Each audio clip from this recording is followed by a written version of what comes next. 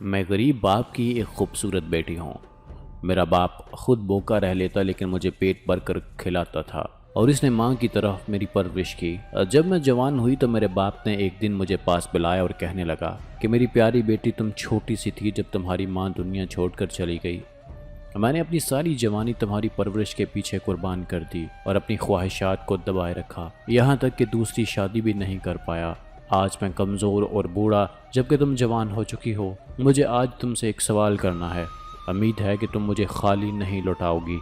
میں نے پیار سے اپنے باپ کا ہاتھ پکڑ لیا اور پوچھا کہ جی آپ حکم کریں، میں آپ کی ہر بات ماننے کو تیار ہوں۔ وہ مجھے اپنے ساتھ کمرے میں لے گیا، بیڈ پر بٹھایا اور میرے پاس ہی بیٹھ گیا۔ ایسے لگ رہا تھا جیسے وہ کوئی بہت اہم بات کہنا چاہتا ہے لیکن ہمت نہیں کر پا رہا تھا۔ میں نے اس کو آرام سے سوچنے اور بولنے کا موقع دیا۔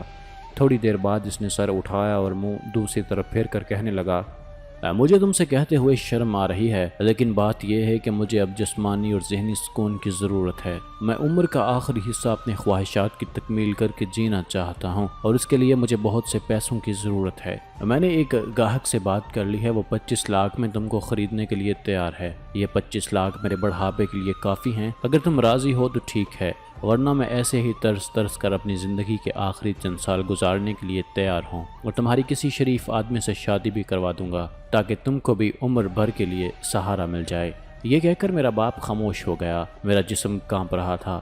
گاہک کا نام سن کر میری گردن سے پسینہ پھوٹا اور سینے سے ہوتا ہوا ٹانگوں پر بہہ گیا۔ ایک بار تو مجھے اپنا باپ دنیا کا خود غرض ترین انسان نظر آنے لگا تھا۔ وہ اب جواب طلب نظروں سے مجھے دیکھ رہا تھا۔ میں نے اس کے ضعیف اور کمزور جسم کو دیکھا اور ایک لمحے میں فیصلہ کر لیا۔ میں اٹھی اور اپنے باپ کے گلے سے لگ گئی۔ میرے باپ نے اپنی جوانی اور ساری عمر مجھے دے دی تھی، اب بدلے میں اس کو کچھ دینے کا وقت تھا۔ اسی شام ایک آدمی نوٹوں سے بھرا بیگ ہمارے گھر آ گیا۔